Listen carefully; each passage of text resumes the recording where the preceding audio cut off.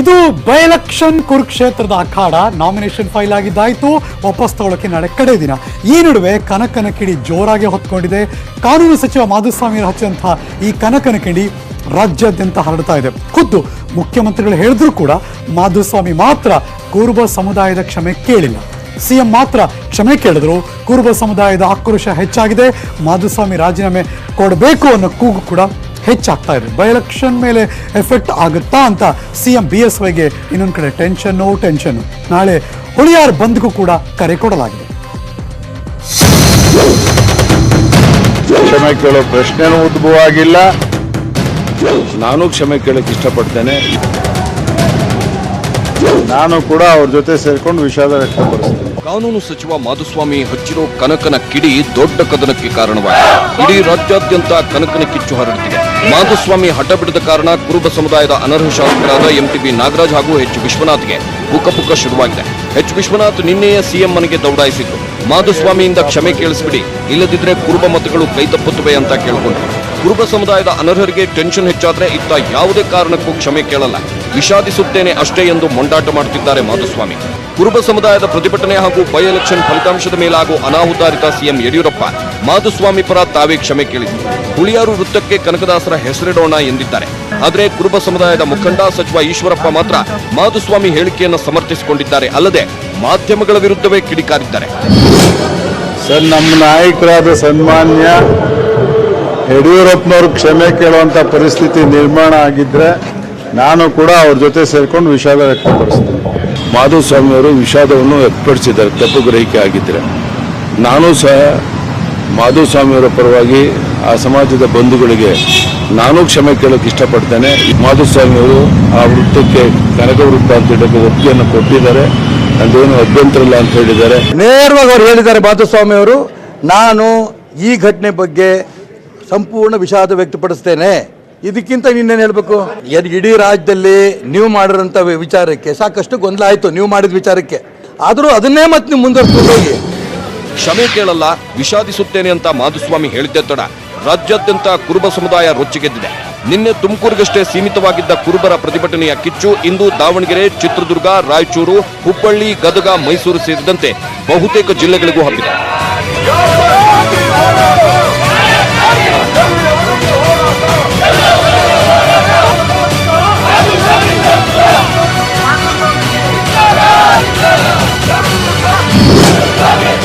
ಸರ್ಕಾರ ಮಧ್ಯಪ್ರವೇಶ ಮಾಡಬೇಕು, ಕನಕ ವೃತ್ತವನ್ನು ಮರುಸ್ಥಾಪನೆ ಮಾಡಬೇಕು, ಅಲ್ಲಿ ಕನಕ ಜಯಂತಿಗೆ ಅವಕಾಶ ಮಾಡಿಕೊಡ್ಬೇಕು ಅನ್ನುವಂಥ ಮಾತನ್ನ ಈ ಸಂದರ್ಭದಲ್ಲಿ ಹೇಳಿ ಈ ವಿವಾದವನ್ನ ಬಗೆಹರಿಸಿ ರಾಜ್ಯದ ಜನತೆಗೆ ಒಂದು ಶುಭ ಸಂದೇಶವನ್ನ ಮಾನ್ಯ ಯಡಿಯೂರಪ್ಪನವರು ಕೊಡಿಸ್ಕೊಡ್ಬೇಕು ಅನ್ನುವಂಥ ಮಾತನ್ನ ಮಾಧುಸ್ವಾಮಿ ಕ್ಷಮೆ ಕೇಳಲೇಬೇಕೆಂದು ಪಟ್ಟು ಹಿಡಿದಿರೋ ತುಮಕೂರು ಕುರುಬರ ಸಂಘ ನಾಳೆ ಹುಳಿಯಾರು ಬಂದ್ಗೆ ಕರೆ ನೀಡಿದೆ. ಬೆಳಿಗ್ಗೆ 6ರಿಂದ ಸಂಜೆ 6ವರೆಗೂ ಕೂಡ ಪ್ರತಿಭಟನೆ ಮಾಡ್ತಾರೆ. ಹುಳಿಯಾರಿನಲ್ಲಿ ಪ್ರತಿಭಟನೆ ಮಾಡ್ತಕ್ಕಂಥ ನಮ್ಮ ಸಮುದಾಯದ ನಾಯಕರುಗಳ ಪ್ರತಿಭಟನೆ ಮಾಡ್ತಾರೆ ಅಂತಕ್ಕಂಥ ವಿಚಾರ ತಿಳಿದಿದೆ. ಯಾವ ರೀತಿ ಸ್ವಯಂ ಘೋಷಿತವಾಗಿ ಮಾಡ್ತಾರೆ ಅದಕ್ಕೆಲ್ಲ ಸಂಪೂರ್ಣ ಬೆಂಬಲ ಇದೆ ನಮಗೆ. ಇಲ್ಲ ಸರ್, ಅವ್ರ ರಾಜಕಾರಣಿಗಳನ್ನ ನಾವು ಇದಕ್ಕೆ ಎಳಿತಾ ಇಲ್ಲ, ಸಮುದಾಯದ ವತಿಯಿಂದ ಮಾಡ್ತಿರ್ತಕ್ಕಂಥದ್ದು. ಇದು ರಾಜಕಾರಣ ಪಿತೂರಿ ಇಲ್ಲ, ಯಾವುದೇ ಪಕ್ಷದವ್ರ ಪಿತೂರಿ ಇಲ್ಲ. ಇನ್ನು ಕುರುಬ ಸಮುದಾಯದ ಮುಖಂಡ ವಿಪಕ್ಷ ನಾಯಕ ಸಿದ್ದರಾಮಯ್ಯ ಸಚಿವ ಮಾಧುಸ್ವಾಮಿ ಬಗ್ಗೆ ಏನಂದ್ರು ಕೇಳಿ. ಸ್ವಾಮೀಜಿಗಳಿಗೆ, ಧರ್ಮಗುರುಗಳಿಗೆ, ಯಾರೇ ಸ್ವಾಮೀಜಿ ಆಗಲಿ, ಯಾವುದೇ ಧರ್ಮಗುರುಗಳಾಗಲಿ, ಅವರಿಗೆ ಗೌರವ ಕೊಡ್ತಕ್ಕಂಥದ್ದು ನಮ್ಮ ಸಂಸ್ಕೃತಿ. ಅವರಿಗೆ ಸಂಸ್ಕೃತಿ ಇಲ್ಲ ಮಾಧುಸ್ವಾಮಿಗೆ ಅಷ್ಟೇ. ಮಾಧುಸ್ವಾಮಿ ಸೃಷ್ಟಿಸಿರುವ ಕನಕನ ವಿವಾದದಿಂದ ಸಿಎಂ ಬೆಚ್ಚಿ ಬಿದ್ದಿದ್ದಾರೆ. ಬೈ ಎಲೆಕ್ಷನ್ ಮುಗಿಯೋ ತನಕ ಯಾರು ಬಾಯಿಗೆ ಬಂದಂತೆ ಮಾತಾಡಬೇಡಿ, ವಿವಾದದ ಕಿಚ್ಚು ಹಚ್ಚಬೇಡಿ ಎಂದು ಖಡಕ್ ಸೂಚನೆ ಕೊಟ್ಟಿದ್ದಾರೆ. ಕ್ಷಮೆ ಕೇಳಿಬಿಡಿ, ನೀವು ಕಳೆದುಕೊಳ್ಳೋದು ಏನೂ ಇಲ್ಲ. ಮೊದಲು ಬೈ ಎಲೆಕ್ಷನ್ ಗೆಲ್ಲೋದನ್ನ ನೋಡೋಣ ಅಂತ ಸಿಎಂ. ಮಾಧುಸ್ವಾಮಿ ಮಾತ್ರ ಮಾತೆ ಕೇಳ್ತಿಲ್ವಂತೆ. Bureau report, news 18 Kannada.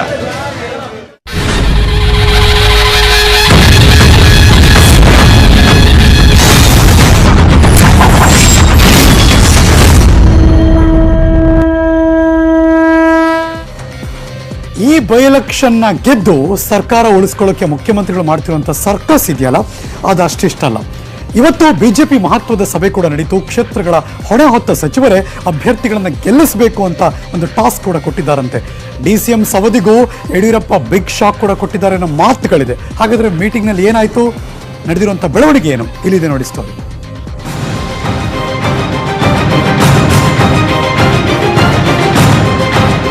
ಇದು ಹೆಸರಿಗಷ್ಟೇ ಮಿನಿ ಸಮರ, ಆದರೆ ಮಹಾಸಮರದ ಸಂಚು ಹೊಂಚು ಎಲ್ಲ ಇದೆ.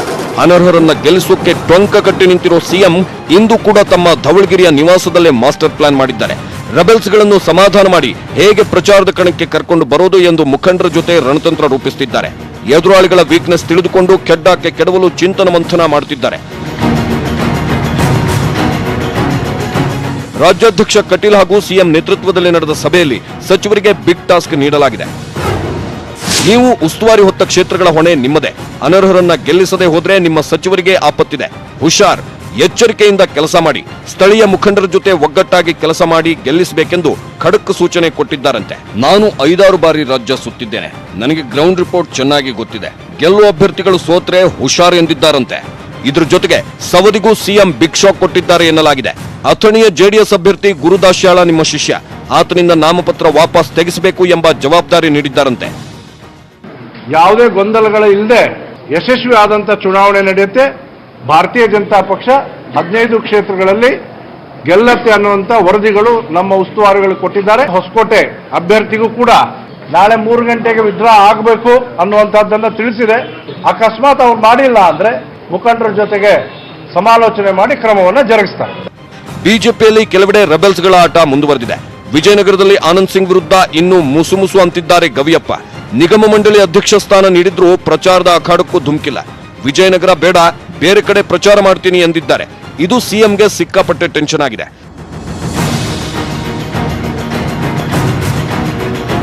ಇನ್ನು ಶಿವಾಜಿನಗರದಲ್ಲಿ ಬಂಡಾಯ ಬಹುತೇಕ ಶಮನವಾಗಿದೆ. ರೋಷನ್ ಬೇಗ್ ಬಿಜೆಪಿ ಸೇರ್ಪಡೆಗೆ ಬ್ರೇಕ್ ಬಿದ್ದಿದ್ರು ಅವರ ಬೆಂಬಲಿಗರು ಒಬ್ಬೊಬ್ಬರೇ ಕಮಲ ಹಿಡಿದಿದ್ದಾರೆ. ಇಂದು ಡಾಲರ್ಸ್ ಕಾಲನಿಯ ಸಿಎಂ ಮನೆಯಲ್ಲಿ ರೋಷನ್ ಬೇಗ್ ಬೆಂಬಲಿಗರು ಬಿಜೆಪಿ ಸೇರಿದ್ರು.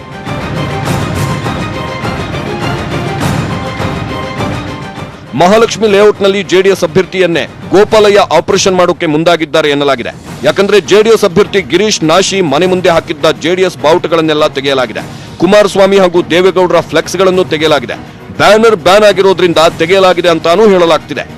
ನಾಶಿ ಅವರು ಪ್ರಚಾರ ಮಾಡ್ತಾ ಇಲ್ಲ, ಅವರು ಹಿಂದೆ ಬಿಟ್ಟಿದ್ದಾರೆ ಕಣದ ಅಂತ ಹೇಳ್ಬಿಟ್ಟು ನಮ್ಮ ಬಿಜೆಪಿ ಪಕ್ಷದ ಅಭ್ಯರ್ಥಿಗಳು ಸೋಲಿನ ಒಂದು ಭೀತಿಯಿಂದ ಈ ತರ ಒಂದು ಸುಳ್ಳು ವದಂತಿಗಳನ್ನು ಹಬ್ಬಿಸ್ತಾ ಇದ್ದಾರೆ. ಗೋಕಾಕ್, ಅಥಣಿ ಹಾಗೂ ಕಾಗವಾಡ ಗೆಲ್ಲೋಕೆ ಸವದಿ ಹಾಗೂ ಉಮೇಶ್ ಕತ್ತಿ ಸಪೋರ್ಟ್ ಬೇಕೇ ಬೇಕು. ನಿನ್ನೆ ಸವದಿ ಹಾಗೂ ಕತ್ತಿ ನಡುವೆ ಸಂಧಾನವಾದ ಬೆನ್ನಲ್ಲೇ ಇಂದು ಕತ್ತಿ ಖುದ್ದು ಸಿಎಂ ಭೇಟಿ ಮಾಡಿ ಗೆಲ್ಲುವ ರಣತಂತ್ರಗಳ ಬಗ್ಗೆ ಚರ್ಚಿಸಿದ್ದಾರೆ. ಇದೇ 23ರಿಂದ 25ರವರೆಗೆ ಯಡಿಯೂರಪ್ಪ 3 ದಿನ ಪ್ರವಾಸ ಮಾಡಲಿದ್ದಾರೆ. ಅಥಣಿ, ಕಾಗವಾಡ, ಗೋಕಾಕ್, ಯಲ್ಲಾಪುರ, ಹಿರೇಕೆರೂರು, ರಾಣೆಬೆನ್ನೂರು, ಹೊಸಪೇಟೆ, ಕೆಆರ್ಪೇಟೆ, ಹುಣಸೂರಲ್ಲಿ ಅಭ್ಯರ್ಥಿಗಳ ಪರ ಕ್ಯಾಂಪೇನ್ ಮಾಡಲಿದ್ದಾರೆ. Bureau report, news 18 Kannada. ಇನ್ನು ಸಿದ್ದರಾಮಯ್ಯನವರ ವಿಚಾರಕ್ಕೆ ಬರೋಣ. ವಿಪಕ್ಷ ನಾಯಕ ಸಿದ್ದರಾಮಯ್ಯನವರು ಭರ್ಜರಿ ಪ್ರಚಾರವನ್ನು ಮಾಡುತ್ತಿದ್ದಾರೆ. ಅನರ್ಹ ಶಾಸಕರ ವಿರುದ್ಧ ಕೂಡ ಗುಡುಗಿದ್ದಾರೆ. ಹಳೆ ಸಾಲ, ಪಾರ್ಟಿ ಫಂಡ್, ಬೆನ್ನಿಗೆ ಚೂರಿ ಹಾಕಿದ್ದು, ಹೀಗೆ ಸಾಕಷ್ಟು ಮಾತುಗಳು ಕೂಡ ಈ ಪ್ರಚಾರದ ಅಖಾಡದಿಂದ ಕೇಳಿ ಬರ್ತಾ ಇದೆ. ಅದು ಹೇಗಿತ್ತು ಬನ್ನಿ ತೋರಿಸ್ತಿದ್ದೀನಿ.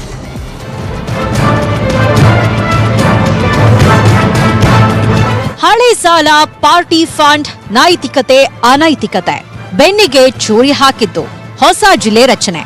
ಅಬಬಾ, ಒಂದಲ್ಲ ಎರಡಲ್ಲ. ಬೈ ಎಲೆಕ್ಷನ್ ಪ್ರಚಾರದಲ್ಲಿ ಸ್ಟಾರ್ ಲೀಡರ್ಗಳ ಆರ್ಭಟ, ಮಾತಿನ ಮಲ್ಲ ಯುದ್ಧ ಸಿಕ್ಕಾಪಟ್ಟೆ. ಹುಣಸೂರಲ್ಲಿ ಪಕ್ಷದ ಅಭ್ಯರ್ಥಿ ಮಂಜುನಾಥ್ ಪರ ವಿಪಕ್ಷ ನಾಯಕ ಸಿದ್ದರಾಮಯ್ಯ ಭರ್ಜರಿ ಪ್ರಚಾರ ಮಾಡಿದ್ರು. ವಿಶ್ವನಾಥ್ ವಿರುದ್ಧ ಗುಡುಗಿದ್ರು. ಅನರ್ಹ ಆಗಿದೆಯಲ್ಲಪ್ಪ, ನೀವು ಮಂತ್ರಿ ಆಗ್ಲಿಕ್ಕೆ ನಿಮಗೆ ನೈತಿಕತೆ ಎಲ್ಲಿದೆ? ಮಂತ್ರಿ ಆಗ್ತಕ್ಕಂಥ ನೈತಿಕತೆ ಇವ್ರಿಗೆ ಉಳ್ಕೊಂಡೇ ಇಲ್ಲ. ಜನರಿಗೆ ದ್ರೋಹ ಮಾಡಿರೋರು, ಪಕ್ಷಕ್ಕೆ ದ್ರೋಹ ಮಾಡಿರೋರು, ಅವರು ಮಂತ್ರಿ ಆಗ್ಬಾರ್ದು. ಮಂತ್ರಿ ಆದ್ರೂ ಕೂಡ ಏನು ಪ್ರಯೋಜನ ಆಗ್ಲಿಕ್ಕಿಲ್ಲ. ಸ್ವಾರ್ಥಕ್ಕೋಸ್ಕರ ಮಂತ್ರಿ ಆಗ್ಬೇಕು ಅಂತಕ್ಕಂಥವ್ರು, ಜನರಿಗೋಸ್ಕರ ಅಲ್ಲ. ಅರ್ಸು ಶಿಷ್ಯ ಅನ್ನೋದು, ಅರ್ಸುಗೆ ಚೂರಿ ಹಾಕ್ಬಿಟ್ಟು ಸುಂದರಾಯ ಜೊತೆ ಒಟ್ಟೋಗಿ ನಿಲ್ಲುವ ವಿಶ್ವನಾಥ್. ಇನ್ನು ಹೊಸಕೋಟೆ ಅಖಾಡ ರಂಗೇರಿದೆ. ಸಿದ್ದರಾಮಯ್ಯಗೆ ನಾನು ಸಾಲ ಕೊಟ್ಟಿದ್ದೆ ಅಂತ ಎಂಟಿಬಿ ಬಾಂಬ್ ಸಿಡಿಸಿದ್ರೆ ಎಂಟಿಬಿ ಯಕಶ್ಚಿತ್ ರಾಜಕಾರಣಿ ಅಂದಿದೆ ಎಟ್ಟಾಗರು. ಅವರು ಸುಳ್ಳೆಲ್ಲದಾದ್ರೆ ಕೊಟ್ಟಿದ್ದೀನಿ ಇಲ್ಲ ಅಂತ ಜನಗಳಿಗೆ ಗೊತ್ತಾಗೋದು ದೇವ್ರಿಗೆ ಗೊತ್ತು. ಆ ದೇವರೇ ನೋಡ್ಕೊಂಡ್ಲಿ ಅವ್ರನ್ನ. ನಾನು ಯಾಕೆ MTB ಹತ್ರ ಸಾಲ ತಗೊಳಕ್ ಹೋಗ್ಲಿ? MTB ಒಬ್ಬ ಯಕಶ್ಚಿತ್ ರಾಜಕಾರಣಿ, ಅವ್ರಿಗೆ ಜನ ಉತ್ತರ ಕೊಡ್ತಾರೆ, ನಾನು ಯಾಕೆ ಕೊಡ್ಲಿ? ಇನ್ನು ಪದೇ ಪದೇ ಅನರ್ಹರು ಅನ್ನೋ ಸಿದ್ದರಾಮಯ್ಯ ಹೇಳಿಕೆಗೆ ಸಿಎಂ ತಿರುಗೇಟು ಕೊಟ್ರು. ಇನ್ನು ಸಿದ್ದರಾಮಯ್ಯ ಕಾಂಗ್ರೆಸ್ನಲ್ಲಿ ಏಕಾಂಗಿ ಅನ್ನೋ ಸಿಎಂ ಹೇಳಿಕೆಗೆ ಸಿದ್ದರಾಮಯ್ಯ ಪಂಚ್ ಕೊಟ್ರು. ನಮ್ದು ಉದ್ದೇಶ ಪಕ್ಷಾಂತರಿಗಳು ಸೋಲ್ಬೇಕು, ಅನರ್ಹ ಶಾಸಕರು ಸೋಲ್ಬೇಕು. ಯಾಕಂದ್ರೆ ಸಮ್ಮಿಶ್ರ ಸರ್ಕಾರ ಬಿದ್ದೋಗ್ಲಿಕ್ಕೆ ಇವರೇ ಕಾರಣ. ಸುಪ್ರೀಂ ಕೋರ್ಟಿನ ಆದೇಶದಂತೆ ಅವರು ಚುನಾವಣೆಗೆ ನಿಲ್ಲಬಹುದು ಅಂತ ಆದಮೇಲೆ ಮನ ಬಂದಂತೆ ಸಿದ್ದರಾಮಯ್ಯನವರಾಗಲಿ ಬೇರೆಯವರಾಗಲಿ ಮಾತನಾಡೋದಕ್ಕೆ ಅವರು ಅನರ್ಹರು ಅಂತೇಳಿ ಇವ್ರು ಯಾರು? ಅನರ್ಹರು ಯಾರು ಅಲ್ಲ ಅನ್ನೋದನ್ನ ತೀರ್ಮಾನ ರಾಜ್ಯದ ಜನ ಮಾಡ್ತಾರೆ. ಇನ್ನು ಹೊಸಕೋಟೆ ಕದನದಲ್ಲಿ ಶರತ್ ಹಾಗೂ ಎಂಟಿಬಿ ಹಾಗೂ ಪದ್ಮಾವತಿ ಪ್ರಚಾರ ಜೋರಾಗಿದೆ. ವಾಕ್ ಸಮರವು ತಾರಕಕ್ಕೇರಿದೆ. ಇವತ್ತು ನಾನೇನಾದರೂ ಆ ಪಕ್ಷಕ್ಕೆ ಬರಬೇಕಾದ್ರೆ ನೀವು ಬಚ್ಚೇಗೌಡರು ಮೊದಲು ಕೇಳಿ, ಅವ್ರೇನಾದರೂ ಒಪ್ಪಿಕೊಂಡ್ರೆ ನಾನು ಖಂಡಿತವಾಗಿ ಬರ್ತೀನಿ ಅಂತ ಹೇಳಿದೆ. ಅಶೋಕ್ ನೋಡಪ್ಪ, ನಾನು 3 ಸಾರಿ ಶರತ್ ಬಚ್ಚೇಗೌಡರನ್ನು ಕರೆಸಿ ಹೇಳಿದ್ದೀನಿ, ಅವ್ರು ಒಪ್ಕೊಂಡಿದ್ದಾರೆ. ನಾವು ಬಂದ ಮೇಲೆ ತಾನೇ ಇವತ್ತು ಬಿಜೆಪಿ ಸರ್ಕಾರ ರಚನೆ ಆಗಿದೆ ಕರ್ನಾಟಕ ರಾಜ್ಯದಲ್ಲಿ. ಅದರಿಂದ ಇವತ್ತು ಇವರು ಈ ರೀತಿಯಾಗಿ ನನ್ನ ಸೇರ್ಪಡೆ ಆದಮೇಲೆ ಮತ್ತೆ ಇವರು ರಾಜಕೀಯ ದೊಂಬರಾಟಗಳು ಆಡ್ತಾರಲ್ಲ, ಇದು ಎಷ್ಟು ಮಾತ್ರ ಸರಿ ಅಂತ. MTB ನಾಗರಾಜ್ ಅವರು ಮತ್ತೆ ಅವ್ರ ಮಗ ಅವರು ಇವತ್ತು ಗೇಮ್ ಆಡ್ತಿದ್ದಾರೆ. ಅವರು MTB ಅವರು ಬಿಜೆಪಿಯಲ್ಲಿ ಇವತ್ತು ಅನರ್ಹ ಶಾಸಕರು, ಬಿಜೆಪಿ ಅಭ್ಯರ್ಥಿ. ಅವ್ರ ಮಗ ಗರುಡಾಚಾರ್ಪಾಡದಲ್ಲಿ ಕಾಂಗ್ರೆಸ್ ಅಲ್ಲಿ ಕಾರ್ಪೊರೇಟರ್. ಯಶವಂತಪುರದಲ್ಲಿ ಬಿಜೆಪಿ ಹಾಗೂ ಜೆಡಿಎಸ್ ಅಭ್ಯರ್ಥಿಗಳ ಕ್ಯಾಂಪೇನ್ ಕೂಡ ಜೋರಾಗಿತ್ತು. ಈ ನಡುವೆ ಕೆಆರ್ಪೇಟೆಯಲ್ಲಿ ಸಂಸದೆ ಸುಮಲತಾ ಬೆಂಬಲ ಬಿಜೆಪಿಗೆ ಸಿಗುತ್ತೆ ಅನ್ನೋ ವಿಶ್ವಾಸ ವ್ಯಕ್ತಪಡಿಸಿದ್ದಾರೆ ಸಿಎಂ. ಮಂಡ್ಯದಲ್ಲಿ ಸುಮಲತಾ ಅವ್ರ ಬಗ್ಗೆ ಮಾತಾಡಿದ್ದೇನೆ. ಹಿಂದೆ ಅವರು ಸಹಕಾರ ಕೊಟ್ಟಿದ್ದು ಕೆಆರ್ಪೇಟೆ ಸಭೆಯಲ್ಲೂ ಬಂದು ಕುಂತಿದ್ರು. ನಾನು ಮತ್ತೊಮ್ಮೆ ಮಾತನಾಡ್ತೇನೆ, ಅವ್ರ ಸಹಕಾರ ಸಿಗುತ್ತೆ ಅನ್ನೋ ವಿಶ್ವಾಸ. Bureau report, news 18 Kannada. ಯಡಿಯೂರಪ್ಪನವರು ಕಾಮಧೇನು ಅಂದ್ರು ಕೌರವ. ಮಸೀದಿ ದೇವಸ್ಥಾನಗಳಲ್ಲಿ ಮತಬೇಟೆ ಶುರುವಾಯಿತು. ರಮೇಶ್ ಪರ ಅಖಾಡಕ್ಕಿಳಿದ ಸಹೋದರ ಬಾಲಚಂದ್ರ ಜಾರಕಿಹೊಳಿ ಇನ್ನೊಂದು ಕಡೆ. ಅಖಾಡದಿಂದ ಹಿಂದೆ ಸರಿದ್ರು ಕಂಥಿ ಮಠದ ಸ್ವಾಮೀಜಿ. ರೈತನಾಗಿ ಮತಯಾಚನೆ ಮಾಡಿದ್ರು ಡಾಕ್ಟರ್ ಸುಧಾಕರ್. ದೋಸ್ತಿ ಸರ್ಕಾರ ಬೀಳಿಸಿದ ರಮೇಶ್ ಸೂಪರ್ ಹೀರೋ ಅಂದ್ರು ನಡಹಳ್ಳಿ. ಬೈ ಎಲೆಕ್ಷನ್ ಪ್ರಚಾರದ ಇಂಟ್ರೆಸ್ಟಿಂಗ್ ರಿಪೋರ್ಟ್ ನೀವು ನೋಡಲೇಬೇಕು, ನಾವು ತೋರಿಸ್ತಾ ಇದ್ದೀವಿ.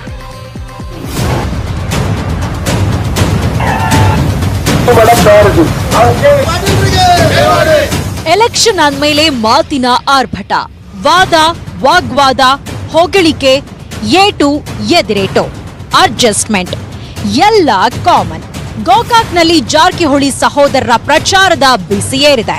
ಮಸೀದಿ ಹಾಗೂ ದುರ್ಗಾದೇವಿ ದೇವಸ್ಥಾನದಲ್ಲಿ ರಮೇಶ್ ಜಾರಕಿಹೊಳಿ ಮತಯಾಚಿಸಿದ್ರು. ಪ್ರಚಾರದ ವೇಳೆ ರಮೇಶ್ ಬಾಯ್ ತಪ್ಪಿ ಕಾಂಗ್ರೆಸ್ ಹೆಸರೇಳಿ ಮತ ಕೇಳ್ಬಿಟ್ರು. ಕಾಂಗ್ರೆಸ್ ಪಕ್ಷ ತಗೊಂಡಿದ್ದೆ ನಮ್ಮ ಬಾಯಾಗ ಟೈಪ್ ಕಾಂಗ್ರೆಸ್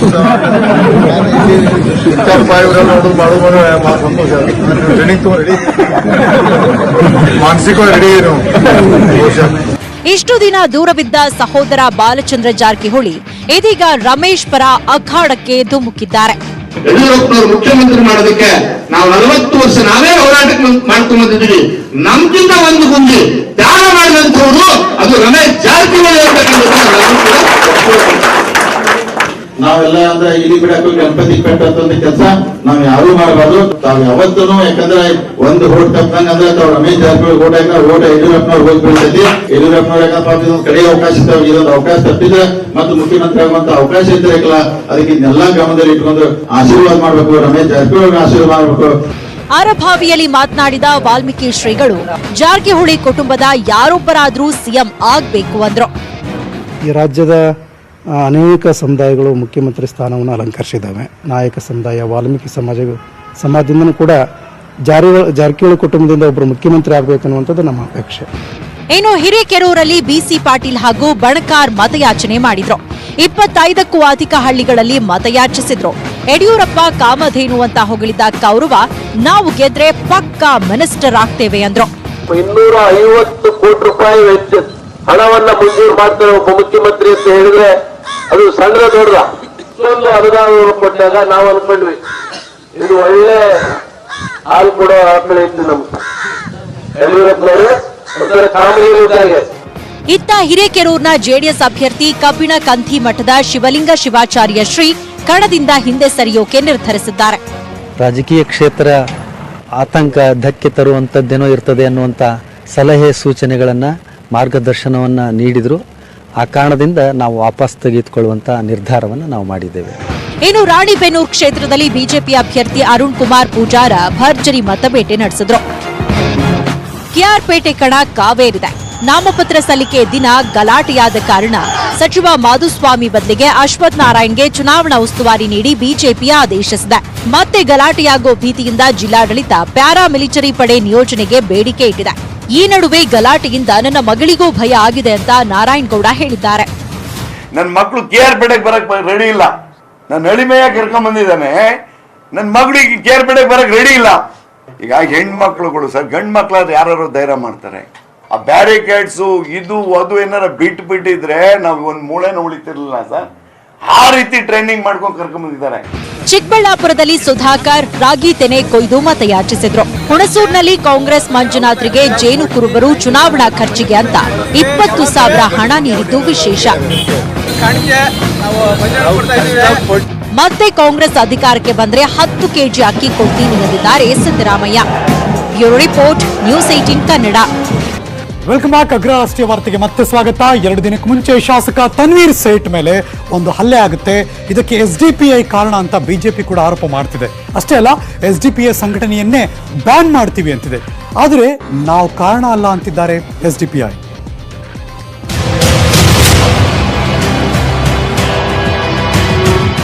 ಕಾಂಗ್ರೆಸ್ ಶಾಸಕ ತನ್ವೀರ್ ಸೇಠ್ ಕೊಲೆ ಯತ್ನ ಕೇಸ್ ದಿನದಿನಕ್ಕೂ ವಾಕ್ ಸಮರಕ್ಕೆ ಕಾರಣವಾಗ್ತಿದೆ. ಕೊಲೆ ಯತ್ನಕ್ಕೆ SDPI ಕಾರಣ ಅಂತಿರೋ ಬಿಜೆಪಿ SDPI ನಿಷೇಧಕ್ಕೆ ಕೇಂದ್ರಕ್ಕೆ ಶಿಫಾರಸು ಮಾಡ್ತೀವಿ ಎಂದಿದೆ. ಕಾಂಗ್ರೆಸ್ ವಿರುದ್ಧವೂ ಕಿಡಿಕಾರಿದೆ. ತನಿಖೆ ನಡೀತಾ ಇದೆ. ತನಿಖೆ ಒಂದು ಹಂತಕ್ಕೆ ಬಂದ ತಕ್ಷಣನೇ ಅದರಲ್ಲಿ ಅವರು ಪಾಲುದಾರರು ಇರುವಂಥದ್ದು ಈಗ ಮೇಲ್ನೋಟಕ್ಕೆ ಕಾಣ್ತಾ ಇದೆ. ಇಮಿಡಿಯೇಟ್ ಆಗಿ ಆ ಸಂಘಟನೆಗಳನ್ನ ಬ್ಯಾನ್ ಮಾಡಬೇಕು. ನಾನು ಗೃಹ ಸಚಿವರ ಹತ್ರ ಮಾತಾಡ್ತೀನಿ. ಗೃಹ ಸಚಿವರ ಹತ್ರ ಮಾತಾಡಿ ನನ್ನ ಅಭಿಪ್ರಾಯಗಳನ್ನ ಹೇಳ್ತೀನಿ. ಪಾರ್ಟಿ ಅಭಿಪ್ರಾಯನೂ ಅದೇ ಇದೆ, ಈ ಸಂಘಟನೆಗಳನ್ನು ಬ್ಯಾನ್ ಮಾಡಬೇಕು ಅನ್ನೋದು ಪಾರ್ಟಿಯ. ಈಗ ಒಂದು ನಿಷೇಧದ ಒಂದು ಭಾಗ ನಿಷೇಧ ಮಾಡಿ ಇನ್ನೊಂದು ರೂಪದಲ್ಲಿ ಇನ್ನೊಬ್ಬರ ಮೇಲೆ ಚೂ ಬಿಟ್ರೆ ಅದರ ಪರಿಣಾಮ ತಾನು ಅನುಭವಿಸಬೇಕಾಗುತ್ತೆ ಅನ್ನುವಂಥ ವಿಚಾರನಾರು ಮಾಡಬೇಕಲ್ಲ ಕಾಂಗ್ರೆಸ್ ಪಾರ್ಟಿ. ಅವ್ರು ಬಿಜೆಪಿ ಮೇಲೆ ದೌರ್ಜನ್ಯ ನಡೆಸೋದಕ್ಕೆ ಈ PFI SDPIನವರಿಗೆ ಒಂದು ರೀತಿಯ ಪರೋಕ್ಷ ಆಪ್ತ ಕೊಡುವಂಥ ಕೆಲಸ ಮಾಡಿದ್ರು. ಪರಿಣಾಮ ತನ್ನದೇ ಶಾಸಕನ ಮೇಲೆ ಹತ್ಯೆ ಮಾಡುವ ಲೆವೆಲ್ಗೆ ಅವ್ರು ಬಂದು ನಿಂತಿದ್ದಾರೆ. ಗಂಭೀರವಾಗಿ ತಗೊಳ್ಬೇಕಿದೆ. ಇನ್ನು ಮೈಸೂರಲ್ಲಿ ಸುದ್ದಿಗೋಷ್ಠಿ ನಡೆಸಿದ SDPI ರಾಷ್ಟ್ರೀಯ ಪ್ರಧಾನ ಕಾರ್ಯದರ್ಶಿ ಅಬ್ದುಲ್ ಮಸ್ಜಿದ್ ಕೊಲೆ ಯತ್ನ ಮಾಡಿದ ಆರೋಪಿ ನಮ್ಮ ಪಕ್ಷದ ಕಾರ್ಯಕರ್ತ ಅಲ್ಲ ಎಂದಿದ್ದಾರೆ. ತನ್ವೀರ್ ಸೇಠ್ ಅವ್ರಿಗಾಗ್ಲಿ ನಮ್ಮ ಪಕ್ಷದ ನಾಯಕರುಗಳಿಗಾಗಲಿ ಇವನ್ ಒಬ್ಬ ಕಾರ್ಯಕರ್ತರುಗಳ ನಡುವೆನೂ ಕೂಡ ಯಾವುದೇ ಭಿನ್ನಾಭಿಪ್ರಾಯ ಪ್ರೀತಿ ವಿಶ್ವಾಸದಿಂದ ಅವರು ಮಾತಾಡಿಸ್ತಾರೆ, ಅದೇ ರೀತಿ ನಡ್ಕೊಳ್ತಾರೆ. ನಮ್ಮ ಕಾಲಿಗೆ ನಾವೇ ಕೊಡಲಿ ಹಾಕುವಂತ ಕೆಲಸ ಮಾಡ್ತೀವ? ಈ ರೀತಿಯಾದಂಥ ಹಿಂಸೆಯಿಂದ, ಈ ರೀತಿಯಾದಂಥ ಅಸಹನೆಯಿಂದ ರಾಜಕೀಯ ಮಾಡಬೇಕಾದ ಅವಶ್ಯಕತೆ ಪಕ್ಷಕ್ಕಾಗಲಿ ನನಗಾಗ್ಲಿ ಇಲ್ಲ. ಗೃಹ ಸಚಿವ ಬಸವರಾಜ ಬೊಮ್ಮಾಯಿ ಪೊಲೀಸರಿಂದ ತನಿಖೆಯ ಬೆಳವಣಿಗೆಗಳ ಮಾಹಿತಿ ಪಡೆದಿದ್ದಾರೆ. ತನ್ವೀರ್ ಸೇಠ್ ಆರೋಗ್ಯ ಇನ್ನಷ್ಟು ಸುಧಾರಿಸಿದ್ದು ICUನಲ್ಲೇ ಇದ್ದಾರೆ. ಬೊಮ್ಮಾಯಿ ಸೇರಿದಂತೆ ಹಲವು ನಾಯಕರು ಆಸ್ಪತ್ರೆಗೆ ಭೇಟಿ ನೀಡಿ ಆರೋಗ್ಯ ವಿಚಾರಿಸಿದ್ದಾರೆ. Bureau report, news 18 Kannada. Welcome back. Maharashtra ರಾಜಕೀಯ ಕ್ಷಣಕ್ಕೊಂದು ಟ್ವಿಸ್ಟ್ ಪಡ್ಕೊಳ್ತಾ ಇದೆ. ಶಿವಸೇನೆಯ 17 ಶಾಸಕರು ರೆಬಲ್ ಆಗಿದ್ದಾರೆ ಅನ್ನೋ ಸುದ್ದಿ ಕೂಡ ಹರಿದಾಡ್ತಾ ಇದೆ. ಇದು ಉದ್ಧವ್ ಠಾಕ್ರೆಗೆ ಬಿಗ್ ಶಾಕ್ ಕೂಡ. ಇನ್ನು ಕಾಂಗ್ರೆಸ್ನವರು ಶರದ್ ಪವಾರ್ ಭೇಟಿ ಮಾಡಿ ಚರ್ಚೆ ಮಾಡಿದ್ದಾರೆ. ಶಿವಸೇನೆ ಜೊತೆ ಸೇರಿ ಸರ್ಕಾರ ರಚಿಸೋದಕ್ಕೆ ಸೋನಿಯಾ ಗಾಂಧಿ ಗ್ರೀನ್ ಸಿಗ್ನಲ್ ಕೊಟ್ಟಿದ್ದಾರೆ ಅನ್ನೋ ಮಾತುಗಳು ಕೂಡ ಇದೆ. ಶಿವಸೇನೆ, NCP ಮತ್ತು ಕಾಂಗ್ರೆಸ್ ಒಟ್ಟಾಗಿ ಸರ್ಕಾರ ರಚಿಸುವ ಸಾಧ್ಯತೆ ದಟ್ಟವಾಗಿ ಕಾಣಿಸ್ತಾ ಇದೆ. 22ನೇ ತಾರೀಕು ಶಿವಸೇನೆ ತನ್ನ ಶಾಸಕರ ಸಭೆಯನ್ನು ಕೂಡ ಕರೆದಿದೆ. ಈ ಮಧ್ಯೆ ಪ್ರಧಾನಿ ಮೋದಿ ಹಾಗೂ NCP ಮುಖ್ಯಸ್ಥ ಶರದ್ ಪವಾರ್ ಭೇಟಿ ಮಾಡಿ ಮಾತುಕತೆ ನಡೆಸಿರೋದು ಇನ್ನಷ್ಟು ಕುತೂಹಲವನ್ನು ಹುಟ್ಟು ಹಾಕಿದೆ. ಯಾರ ಜೊತೆ ಸೇರ್ಕೊಂಡು ಸರ್ಕಾರ ಮಾಡ್ತಾರೆ ಅನ್ನೋದೇ ಈಗ ಬಿಗ್ ಸಸ್ಪೆನ್ಸ್. ಮಹದಾಯಿ ವಿಷಯದಲ್ಲಿ ಮತ್ತೆ ರಾಜ್ಯಕ್ಕೆ ವಿಘ್ನ ಎದುರಾಗಿದೆ.